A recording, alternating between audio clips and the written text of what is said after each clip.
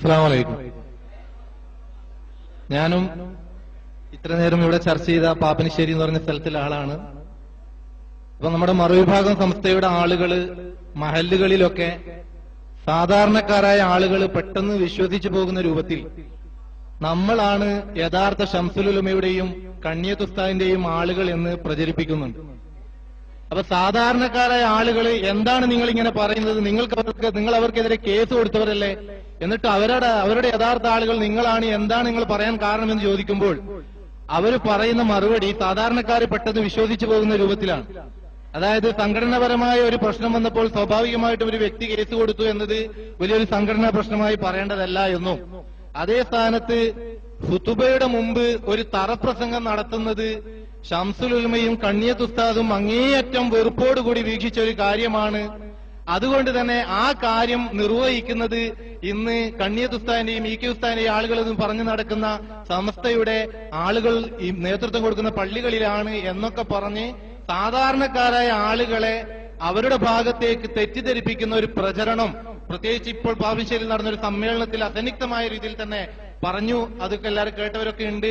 അതുകൊണ്ട് അതിന് ഉചിതമായ ഒരു മറുപടി നൽകി അത്തരം തെറ്റിദ്ധാരണകൾ വന്നവരെ മനസ്സിൽ നിന്ന് ആ ധാരണ തിരുത്താൻ ഈ വേദി നിങ്ങൾ ഉപകാരപ്പെടുത്തണമെന്ന് അഭ്യർത്ഥിക്കുന്നു. അസ്സലാമു അലൈക്കും. സഹോദരങ്ങൾ ശ്രദ്ധിക്കേണ്ട ഏറ്റവും വലിയ ഒരു ചോദ്യമാണ് ഇപ്പോൾ ചോദിച്ചിട്ടുള്ളത്. ഇക്കാലത്ത് തെറ്റുധാരണ പരത്തുന്നതിന് വേണ്ടി അവർ സ്ഥിരമായി ചെയ്യാറുള്ള ഒന്നാണ് ജുമുഅക്ക് മുമ്പുള്ള ഒരു പ്രസംഗം.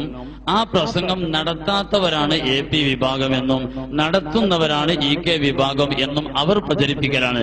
യഥാർത്ഥത്തിൽ സമസ്ത കേരള ജംഇയ്യത്തിലുള്ള ഉലമാക്കൾ മുഴുവനും എല്ലാ സ്ഥലങ്ങളിലും ജുമുഅക്ക് മുമ്പ് പ്രസംഗിച്ചേ പറ്റൂ എന്ന് ഇന്ന് വരെ ആരോടും പറഞ്ഞിട്ടില്ല. സമസ്ത കേരള ജംഇയ്യത്ത് ഉലമ പ്രത്യേകമായ സാഹചര്യങ്ങളിൽ ചില സ്ഥലങ്ങളിൽ പ്രസംഗിക്കാൻ അവസരങ്ങളും അനുവാദവും നൽകി എന്നല്ലാതെ അതേക്കുറിച്ച് നടത്തിയേ പറ്റൂ എന്നൊരു തീരുമാനം ഇതുവരെ എവിടെയും ആരും എടുത്തിട്ടില്ല. അതേ സമയത്ത് നിങ്ങൾ ശ്രദ്ധിക്കുക, എ പി വിഭാഗം അത് ഹറാമാണ്, കറാഹത്താണ്, പാടില്ല, നിഷിദ്ധമാണ്, പലതും പ്രചരിപ്പിക്കാറുണ്ട്. അവരുടെ ഉന്നത നേതാക്കൾ എന്ന് പറയുന്ന സംസ്ഥാന നേതാവാണ് സയ്യിദ് ബുഖാരി, അതായത് ടി എസ് കെ തങ്ങൾ ബുഖാരി എന്ന് പറയുന്ന എറണാകുളം കലൂർ പള്ളിയിലെ ജുമാഅത്ത് പള്ളിയിലെ ഖാദിയും ഖത്തീബുമായി നിൽക്കുന്ന ടി എസ് കെ തങ്ങള്.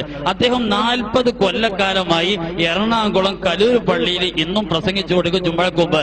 അതുപോലെ ഭീമാ പള്ളിയിൽ ഖത്തീബായിരുന്ന ബാദുഷാ സഖാഫി 1 മണിക്കൂറെങ്കിലും ജുമാഅക്ക് മുമ്പ് എല്ലാ ദിവസവും പ്രസംഗിച്ചിരുന്നു. ഒരിക്കൽ ബഹുമാനപ്പെട്ട ഉമർ ദർസി അവിടെ ചെന്നപ്പോ നേരെ ബാദുഷാ സഖാഫി 1 മണിക്കൂർ പ്രസംഗിക്കുന്നത് കേട്ടപ്പോ എന്താ സഖാഫി നിങ്ങളിങ്ങനെ പ്രസംഗിക്കുന്നത് ചോദിച്ചപ്പോ അത് പ്രസംഗിക്കുന്നത് കുഴപ്പമൊന്നുമില്ല അദ്ദേഹം പറഞ്ഞത്. അപ്പൊ എ പി ഉസ്താദ് അതിനെ എതിരാണല്ലോ. അപ്പോ എ പിക്ക് പോകാം എന്നല്ലാതെ വേറെ പ്രസംഗം മാറ്റി വെക്കൂല ബാദുഷാ സഖാഫി പറയുന്നു. അതുപോലെ കളമശ്ശേരിയിൽ വെച്ച് ഷുക്കൂർ സഖാഫി വെണ്ണക്കോട് സ്ഥിരമായി പ്രസംഗിച്ചിരുന്നു. മഞ്ചേരിയിൽ സിയൻകുട്ടി മൗലവി പ്രസംഗിക്കാറുണ്ട്. അതുപോലെ തോട്ടുപോയിൽ അത്രമാ വയസ്സ് പ്രസംഗിക്കാറുണ്ട്. മിഖ്ദാദ് ബാക്കവി മലപ്പുറം ജില്ലയിലെ അവരുടെ സമസ്ത നേതാവ് അദ്ദേഹം പ്രസംഗിക്കാറുണ്ട്.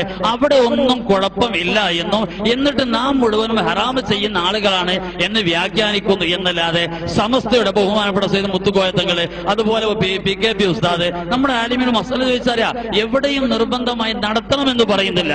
അതേ സമയത്ത് വെള്ളിയാഴ്ച ദിവസം എന്തൊക്കെയാണ് ചെയ്യേണ്ടത്? അവിടെ അൽകഹഫ്, സ്വലാത്ത്, സിക്റ് കാര്യങ്ങളൊക്കെ പറയുമ്പോ അവിടെ പത്രവായന പാടില്ല, നാട്ടുവർത്താനം പാടില്ല, ഒന്നും പാടില്ല. അങ്ങനെ പാടില്ല പറയുന്ന ആൾക്കാർ സിറാജ് പത്രം വെള്ളിയാഴ്ച ലീവാക്കോ? ഇല്ല, സിറാജ് അവർ പുറത്തേക്ക് ഇറക്കും. അവർ ലേഖനങ്ങൾ എഴുതും, വായിക്കും, പ്രചരിപ്പിക്കും ഒക്കെ ചെയ്യും. അപ്പൊ വെള്ളിയാഴ്ച ദിവസങ്ങൾ മഹത്വങ്ങൾ പറഞ്ഞിട്ട് ഇല്ലാത്ത ഒരു മസല അവർ ഉണ്ടാക്കി പറയുന്നു. ഇസ്ലാമിൽ ഇല്ലാത്തൊരു ഹുക്മ പറയാൻ മുസ്ലിമീങ്ങൾക്ക് കഴിയില്ല. അത് ബിദഈ കക്ഷികളാകുന്ന ആളുകളുടെ സ്വഭാവമാണ്. അത് നിങ്ങൾ മനസ്സിലാക്കണമെന്ന് സാന്ദർഭികമായി ഉണർത്തുന്നു.